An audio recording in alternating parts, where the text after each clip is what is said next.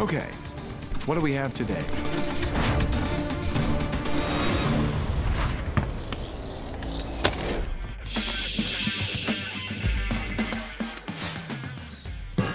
Heat sinks.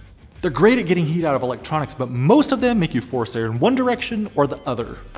This doesn't seem like a big deal, but it can be a real frustration for designers.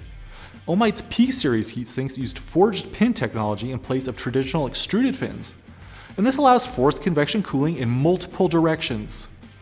P-series heat sinks use a universal cam clip system to attach to the device and are through-hole soldered to the PCB. Heatsinks are available in single or dual configurations for TO-220, TO-247, and TO-264 packages, and are the ideal thermal solution for compact, high-power electronics.